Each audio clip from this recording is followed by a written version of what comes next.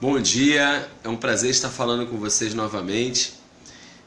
Desejo compartilhar contigo aqui pelo Facebook aquilo que Deus tem falado no nosso coração, verdades da palavra de Deus, aquilo que eu tenho procurado passar todos os dias. Agradecer aos irmãos que têm incentivado, comentado da importância de ouvir a palavra todos os dias. Muitos irmãos falando que essas palavras às vezes consolam, corrigem, levantam, dão incentivo. Então, muitos falando para que a gente continue, para que não fique sem gravar. Então eu vou procurar sempre que possível estar deixando uma mensagem para você. Até porque eu estava achando o Facebook bem parado, né? Uma coisa bem sem movimentação, sem muita informação útil muitas vezes. Então vamos usar a rede social para compartilhar a palavra de Deus. Não tem melhor coisa para a gente fazer do que falar as coisas a respeito do reino de Deus. O tema que eu quero abordar hoje é uma palavra que Deus me deu em 2010 e nela eu tenho meditado esses anos todos sobre fé para a salvação. Qual é a verdadeira fé para a salvação? Vocês sabem que já num dos vídeos anteriores eu falei que a salvação é única e exclusivamente pela fé, que a religião tenta impor obras para que a pessoa seja salva, para que através das boas obras, através de algum tipo de sacrifício religioso, ela possa ser aceita por Deus. E nós já falamos num vídeo chamado Você é Religioso, que a salvação é somente pela fé. Efésios 2, 8, 9 e 10 fala: pela graça sois salvos mediante a fé. Isso não vem de vós, não é religião, não é o homem tentando se religar com Deus. Isso não vem de vós, isso é dom de Deus. Deus quis salvar a humanidade inteira, é a graça dele pela humanidade inteira e cabe a nós aceitarmos o jeito dele para nos salvar. Falei também da folha de figueira, que foi a primeira religião humana. Quando Adão coloca aquela folha de figueira, ele está tentando dar um jeito no problema que ele mesmo arrumou, da separação dele de Deus. E aí Deus vai e tira aquela folha de figueira e coloca um animal, pele de animais, sobre Adão e Eva, ou seja, há um derramamento de sangue e Deus está dizendo para Adão: olha, por causa do teu pecado alguém teve que morrer. E também está dizendo: olha Adão, não é do seu jeito, é do meu jeito. Para você ser aceito tem que haver derramamento de sangue, tem que haver um inocente morrendo no lugar do culpado. A gente sabe que foi ali um sacrifício, diz que Deus tirou Pérez e vestiu Adão, porque Caim e Abel já conheciam o que era sacrifício. Abel trouxe sacrifício antes de haver lei, antes de haver qualquer instrução sobre sacrifício. No Antigo Testamento, Abel já sacrificava a Deus. A internet está dando uma oscilação, mas aí eu vou citar meu amigo Marcinho, que diz que ao vivo é assim mesmo, né?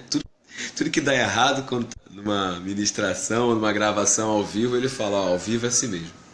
Então, a internet está dando uma oscilada hoje, espero que normalize para a gente continuar comunicando aqui com vocês. Então eu creio, estou falando sobre salvação pela fé, eu creio que a salvação é totalmente pela graça e totalmente pela fé. Só que hoje eu vou falar um pouquinho de alguns exageros que são cometidos por pessoas que interpretam erradamente essa fé para a salvação. Porque acham que uma vez que confessaram Jesus, que creram em Deus, que falaram, fizeram uma confissão nominal de Jesus, elas acham que são salvas. Sem dúvida, a salvação é pela fé. A questão é, o que vem a ser fé para a salvação? O que é essa fé para a salvação? Deixa eu te dar um exemplo. Se eu falar assim: eu acredito na Camila, minha esposa, você vai achar que eu acredito na existência da Camila, ou você vai entender que eu estou falando que acredito na palavra dela, procuro fazer o que ela me pede, eu tenho confiança no que ela me recomenda, né? Acreditar na palavra da Camila significa que eu conheço a palavra dela e procuro fazer. Se a gente fala para Mariana: não coloca o dedo na tomada porque dá choque, e ela virar e falar: não papai, não dá não, e colocar o dedo, ela pode dizer que acreditou em mim? Ah, ela acredita em mim? Não, ela acredita em mim se ela obedeceu o que eu falei. Porque se ela está pagando para ver se o que eu falo é verdade mesmo, ela não acredita em mim. Então tem muita gente que vive na desobediência aos princípios da palavra, frequentador de igreja, confessou Jesus uma vez, e gente, está cheio de frequentador de igreja que não obedece a palavra. E aí pensa que é salvo pela fé, né? Que fé é essa que não obedece o que a palavra fala? né? Fé está muito ligada à obediência. Então, eu quero começar essa ministração dessa manhã. E sim, muitas vezes a palavra ela é um puxão de orelha para a gente, ela é uma exortação, mas porque eu vejo que muitas vezes se confunde as coisas, pensa-se que a salvação é pela fé, então eu creio em Deus. Mas veja bem, há uma diferença entre crer na existência de Deus e crer na palavra de Deus. Você não é salvo porque crê na existência de Deus. Senão o diabo era salvo, porque ele crê. E essa lógica que eu estou usando, Tiago, depois eu vou ler, ele vai usar mesmo. Os demônios creem em Deus. Na existência de Deus, creem. A pessoa de Jesus Cristo, que Jesus Cristo veio em carne, que ele foi homem. Jesus Cristo como personagem histórico, muita gente crê. Nem por isso é salva. Crer na existência de alguém não é determinante. Para a salvação, você não tem que crer na existência de Deus. Isso é o de menos. A questão é crer na palavra dele. Como você pode crer em alguém que você não conhece nenhum versículo, nenhum princípio deixado por Jesus no Novo Testamento? Como você pode se declarar cristão se você não procura conhecer o que é o cristianismo, o que ele falou, e procura andar nisso? O resumo do cristianismo eu poderia dizer que está em Mateus 5, 6, 7, o Sermão da Montanha. Ali são os preceitos, a base da fé cristã. Se você não conhece, como você vai obedecer? Como é que você pode dizer que acredita na palavra se você não é obediente à palavra? Mateus capítulo 7, olha que ensinamento interessante que Jesus deixa em resposta àqueles que defendem que a salvação é apenas por uma declaração de fé na existência de Deus. Eu creio em Deus, eu confessei Jesus lá atrás um dia na minha vida, então eu vou ser salvo. Mateus 7, 21 diz: nem todo aquele que diz a mim, Senhor, Senhor, entrará no reino do céu, mas somente o que faz a vontade de meu Pai que está nos céus. Então entenda, ele está falando de uma obra, de uma atitude prática. Entenda, quando eu falar obra, salvação não é por obras. Quando eu falo obra, eu estou falando de uma atitude prática de quem acredita.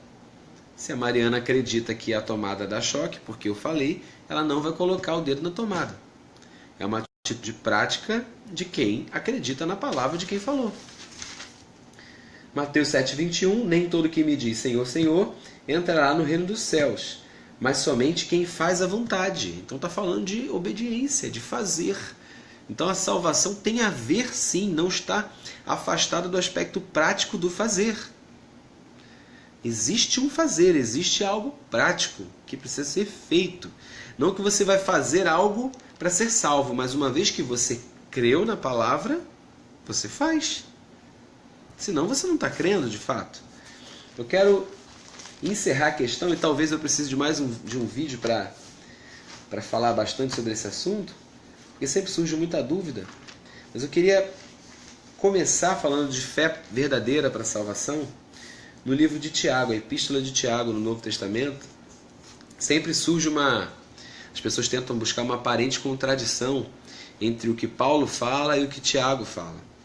Tiago, ele adota na epístola dele um estilo que a gente chama sapiensal, ou dos livros de sabedoria do Antigo Testamento, muito semelhante a Provérbios. Tiago tem essa questão de fazer oposição, como no livro de Provérbios existe a oposição entre preguiça e trabalho, entre o tolo e o sábio, a sabedoria e a estultícia.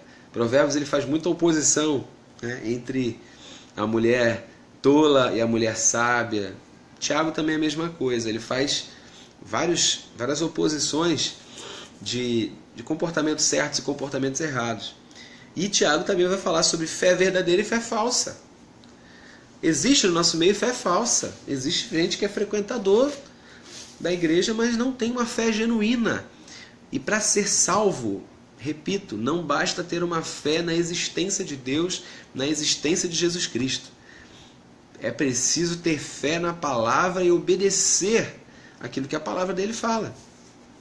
Em Tiago 2,14, Tiago vai dizer assim: de que adianta, meus caros irmãos, alguém proclamar sua fé? Olha o que Jesus disse. Alguém diz Senhor, Senhor. É uma declaração de boca. Se não tem obras, acaso essa fé pode salvá-lo? Se um irmão ou uma irmã estiverem necessitados de roupa, e passando privação do alimento de cada dia, e qualquer dentre vós lhes disser, ide em paz, aquecei-vos e comei até satisfazer-vos, porém sem lhe dar alguma ajuda concreta. Eu sublinhei isso na minha Bíblia. Mandar a pessoa se esquentar, se aquecer e comer e não fazer nenhuma ajuda concreta, né? Só uma ajuda imaterial, só uma palavra de incentivo. De que adianta isso?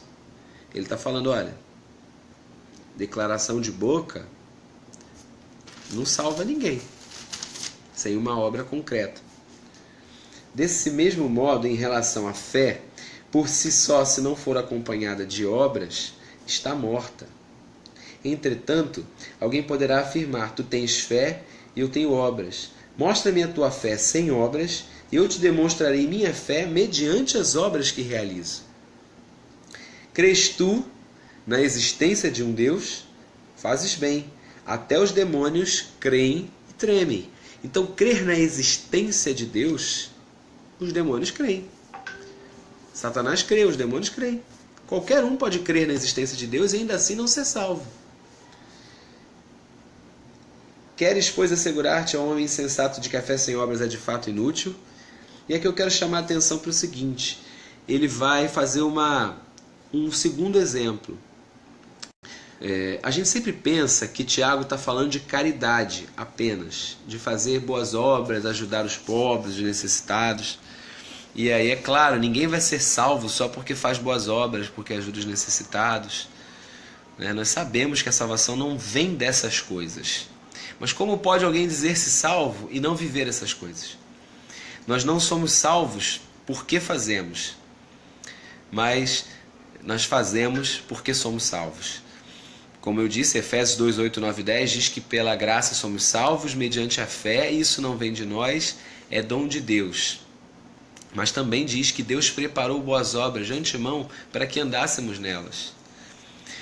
É importante que a gente separe o significado que Tiago dá a essa palavra obra para o significado que Paulo dá na Epístola aos Romanos sobre essa palavra obra. Porque as pessoas procuram achar contradição na Bíblia, não é verdade? Eles ficam dizendo, porque Paulo diz claramente que a salvação é pela fé sem as obras. E Tiago vai dizer que a salvação é pela fé, mas essa fé não é vazia, ela é vazia se ela não vier acompanhada de obras. Então, pelas obras se mostra a fé. Parece que Tiago está contrariando Paulo. Eu quero caminhar com você numa linha de interpretação da seguinte forma. O que é obra para Paulo em Romanos e o que é obra para Tiago, na Epístola a Tiago? Para Paulo, se você ler todo o contexto da Epístola aos Romanos, que não dá tempo de a gente trabalhar agora, para Paulo ele está falando de obras da lei. Ele está falando de cerimonial mosaico, ou seja, os costumes, o sacrifício de animais, guardar o sábado, circuncidar as crianças. Aqueles costumes dos judeus seriam as obras às quais Paulo está se referindo. Então ele fala, olha, salvação, o gentio não precisa circuncidar, o gentio não precisa se restringir determinados alimentos que eram considerados imundos. A salvação é somente pela fé, sem guardar as obras da lei. Paulo usa essa expressão, sem as obras da lei. Paulo não diria em Romanos, olha, ser salvo é pela fé e aí você não ajuda o pobre, não ajuda o necessitado. Paulo não diria isso, porque em Gálatas ele diz que procurou fazer isso, que foi a única recomendação que os apóstolos de Jerusalém deram para ele. Paulo não dispensa a caridade, as boas obras, a ajuda ao próximo. Ele está dizendo, olha, a salvação é pela fé, sem as obras da lei. É isso que ele está falando. Então, obra, definindo bem, parece que a gente está chegando à conclusão de que obra em Romanos é uma coisa e a obra que Tiago se refere é outra. Então, Felipe, a obra que Tiago está se referindo é a caridade. Essa é a interpretação mais comum. Até porque o primeiro exemplo que Tiago usa é no versículo 15, se um irmão ou irmã estiver necessitado de roupa e passando privação de alimento. Então ele realmente usa um exemplo que faz a gente pensar que obra para ele é somente isso, é a caridade, é fazer o bem, é ajudar o próximo. Mas se você ler o restante do texto, versículo 21, ele vai falar: não foi Abraão nosso pai na fé, justificado por obras, quando ofereceu seu filho Isaque sobre o altar. Peraí, que caridade é essa que Abraão fez de oferecer o filho dele? Não foi caridade para ninguém, né? Foi uma demonstração de fé. Veja dessa forma que tanto a fé como as obras, olha ele dizendo que o que Abraão fez foi obra. Estavam agindo juntas e a fé foi aperfeiçoada pelas obras. Cumpriu-se assim a escritura que declara: Abraão creu em Deus e isso lhe foi creditado como justiça, e ele foi chamado amigo de Deus. Observais que uma pessoa é justificada por meio das suas ações e não simplesmente por dizer que crê. Exemplo semelhante ao de Raabe, a meretriz, a prostituta, aquela do livro de Josué. Ela creu que os espias eram de um povo poderoso que ia tomar a terra, resolveu protegê-los, e eles também protegeram. Quando vieram para destruir e tomar a terra prometida, falaram para Raabe e sua família: coloca um pano vermelho na janela. Esse pano simbolizava, né, o sangue de Cristo, a redenção que viria no futuro. Então a tua família vai ser preservada se você tiver com um pano vermelho em cima da janela. Então ela teve fé e agiu com obras, né? Agiu com obras, ficou bem redundante, e operou com obras de forma correspondente à fé que ela tinha. Versículo 25 diz que ela não foi aceita por Deus. Acaso não foi ela aceita por Deus pelas obras, quando acolheu os mensageiros de Israel e os conduziu à liberdade por um outro caminho? Portanto, assim como o corpo sem espírito está morto, da mesma forma, a fé sem obras, ela é morta. Irmãos, vamos comparar os 3 exemplos que Tiago usou para ilustrar o que é salvação por obras. Irmãos, ele vai dizer: se alguém tiver necessidade de alimento, de roupa, e você não ajudar, você não operou com as obras, né? As obras que são consequência da fé que você declara. Ele fala: olha, a fé verdadeira ajuda o necessitado. A fé verdadeira é a fé que Abraão teve quando ofereceu Isaque no altar. A fé verdadeira foi a fé que Raabe teve quando acolheu os espias. Então ele usa 3 exemplos. É que a gente sempre fica nesse exemplo da ajuda ao próximo, que é o que Tiago bota em Tiago 2,15. Mas o que ele chama de obra correspondente à fé que se declara, e aí, meu amado, fazendo uma diferença bem grande do que Paulo fala. Paulo vai chamar de obra em Romanos o cerimonial mosaico, os rituais da lei, que se cumpriram em Cristo na cruz do Calvário e não são mais necessários que nós observemos esses rituais. E Paulo vai falar: olha, a salvação é pela fé sem as obras da lei. E Tiago vai dizer: olha, a salvação é pela fé, observando-se que a fé não é apenas de boca, mas com atitudes. Obra que Tiago está falando aqui, obras são atitudes correspondentes à fé que se declara ter. Você não pode ser um cristão e se parecer com o mundo. Você não pode ser cristão e fazer tudo o que o mundo faz, simplesmente porque a tua maneira de viver mudou. Não é porque nenhum pastor mandou, não é porque o grupo social mandou, mas porque por dentro você tem convicção de que o cristianismo é a tua maneira de viver. Você está vivendo em Cristo, então as suas práticas elas têm que mudar. Elas são diferentes. Não tem a ver apenas com uma declaração de fé vazia, entende, meu amado? Eu gosto então de usar Tiago para fazer esse comparativo dessas 3 situações: Raabe, Abraão e ajudar o próximo. Quando Abraão foi oferecer Isaque, ele não estava fazendo caridade. Então Tiago não está falando que obra é caridade somente. Obra é toda atitude que demonstra a fé que você declara ter. Jesus sempre pregou: o reino de Deus está vindo. O reino de Deus está vindo. Arrependam-se e creiam. Ou seja, a verdadeira fé, ela é sempre precedida e acompanhada de arrependimento. Para eu ter fé para a salvação e para eu receber o reino de Deus, eu preciso me arrepender, reconhecer que a minha vida nesse mundo não valeu a pena. As obras nesse mundo, a vida em pecado, ela não vale a pena, ela não compensa. É necessário arrependimento dos nossos pecados. E aí crer em Jesus e continuar se arrependendo até que sejamos completamente semelhantes a Ele. Não dá para acreditar em alguém que confessa Jesus e diz que já tem 10 anos, 20 anos, 30 anos de convertido. O arrependimento foi uma coisa que eu vivi lá atrás. Hoje já não preciso mais. A vida cristã ela é precedida e acompanhada de arrependimento e fé. Arrependei-vos e crede. A Epístola aos Hebreus vai dizer que as doutrinas básicas, básico do Evangelho, básico da doutrina de Cristo, é o arrependimento das obras mortas e a fé em Deus. E o interessante é que ele apresenta nessa ordem. Primeiro o arrependimento, depois a fé. Você não pode dizer que crê em Jesus e não ter se arrependido. E falar da sua vida no mundo com orgulho. Sua vida de pecados, falar dela com orgulho. Não. A verdadeira fé inclui arrependimento. Está envolvida em arrependimento. Ninguém pode dizer Senhor, Senhor e achar que porque está declarando com a boca que Jesus é o Senhor, está salvo.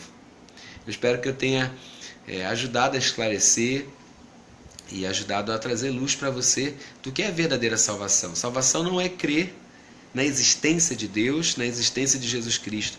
Para você ser salvo, você precisa crer no que Ele ensina e obedecer. Se Ele manda perdoar, você perdoa. Se Ele manda amar o seu inimigo, você tem que amar o seu inimigo. É necessário obedecer sempre. Amém? Você não pode achar que é salvo só porque um dia fez uma oração. Às vezes a gente até faz o apelo para as pessoas assim: aceita Jesus, não vai te custar nada. Faz uma oração aqui, sem compromisso. Não, esse não é o evangelho verdadeiro. Aceite a Jesus, se renda a Jesus, mas saiba que isso vai te custar tudo. Ou Ele é tudo na sua vida, ou Ele não é nada.